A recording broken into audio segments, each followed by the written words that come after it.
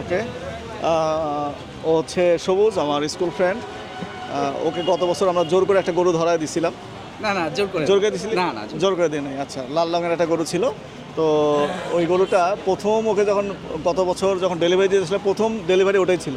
হ্যাঁ, প্রথম ডেলিভারিতে এই গরুটা আমাকে পেছনে একটা লাথি দিয়ে দিছে। আর বৃষ্টি ছিল। বৃষ্টি ছিল না, ওই দিন তো বৃষ্টিতে দুইবার ভিজছি, দুইবার ভিজছি। তো গরুটা খুব দিতে, অনলাইনে গরু কেনাটা খুব চ্যালেঞ্জিং। না দেখে একটা মানুষ, আমার নিজেরই বিশ্বাস হয় না যে মানুষ 1-2 লাখ টাকা দামের গরু অনলাইনে দেখে কেনে। মানে গরু যে অনলাইনে কিনবো কখনো, এটা কখনো ভাবি নাই। হ্যাঁ, ইন্সপায়ার্ড বাই ফ্রেশি ফার্ম। হ্যাঁ। আর তো গতবার খুব মানে রিস্ক নিয়ে, আমরাও রিস্কে ছিলাম এবং টেনশনে ছিলাম, হালকা টেনশন যে গরুটা দিচ্ছি, তারপরে কাটাকাটি পর দেখা গেল গরু খারাপ হবে না ভালো হবে। তো গরুটা কেমন ছিল? গরু অনেক ভালো ছিল। গরুর যে ছিল রে ওটা? ওইটা ছিল আমার যতটুকু মনে পড়ে 272 বা 273 কেজি লাইভ ছিল। চর্বি কয় কেজি? Live weight. চর্বির পরিমাণ, এটা আমি তখনও রিভিউ দিছিলাম, চর্বির পরিমাণ খুবই কম ছিল। আমার যতটুকু মনে পড়ে এখন লেস দেন 2 কেজি মেবি। মাংসের কোয়ালিটি কেমন ছিল? মাংসর কোয়ালিটি এইবারও যখন আমরা গতবার যারা আমাদের গরুটা কাটাকাটিতে সহায়তা করছিল, তারা গরু দেখার পরে, এবারের গরুটা দেখার পরে প্রথম কথাই যেটা বলছে, ভাইরা খুব সুন্দর সুন্দর গরু কেনে, মানে চর্বি টর্বি কিছুই হয় না, মাংস একদম মানে খুব ভালো কোয়ালিটির মাংস হয়। যে কাটতেছে এটা হলো তারই, যে কাটছে কাটাকাটি করছে এটা হলো তার কমেন্ট। আচ্ছা, আর ফ্যামিলির কমেন্টও ভালো ছিল। একটু মিসকনসেপশন আছে, সেটা হচ্ছে আমাদের গরুগুলো খুব সুন্দর সুন্দর গরু হয় না, লুকিং আমাদের চাইতে ইঞ্জেকশন দেওয়া গরুগুলো আরও সুন্দর হয়, চকচকা হয়।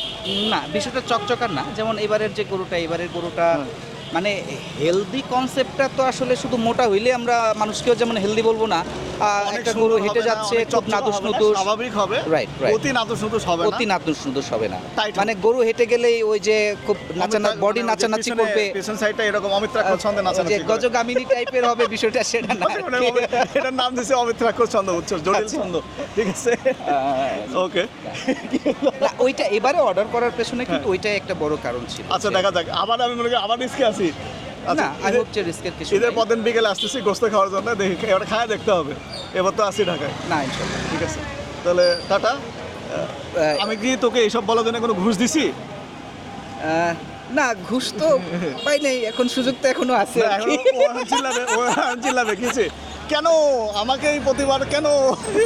ঠিক আছে, সামনে আবার হ্যাটট্রিক ঘুষ এখনো নেই নাই, এখনো সুযোগ আছে, এখনো তো গরু আসবে, আগামী বছর ডেলিভারি হবে, পেমেন্টের অপশন আছে, চান্স, হ্যাটট্রিক চান্স আছে গরু বিক্রি।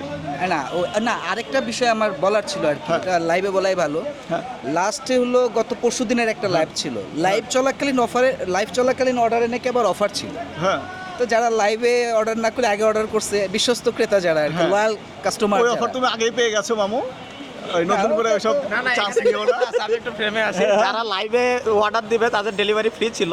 এখন আপনি তো একটা গরু আগেই দিয়ে দিছেন, এখন আপনার সুযোগ, আরেকটা সুযোগ আছে। এটা যেহেতু ইয়ে হবে, মানে আই থিঙ্ক যে এটা হয়তো ইয়েতে যাবে, পেজে যাবে, বলা ঠিক হবে কিনা জানি না। গতবারে আমার ডেলিভারি ফি ছিল মনে হয় 20 টাকার বাদাম ছিল আর কি। আমি কইছিলাম বাদাম খাওয়াতে হবে, বাদাম দিছিল, কিনে রাখছিল 10 টাকা বা 20 টাকার বাদাম মনে কিনে রাখছিলাম না, টাকা দিয়েছিলাম মনে নাই। না, বাদামই চাইছিলাম, বাদামই দিয়েছিল। বাদামই।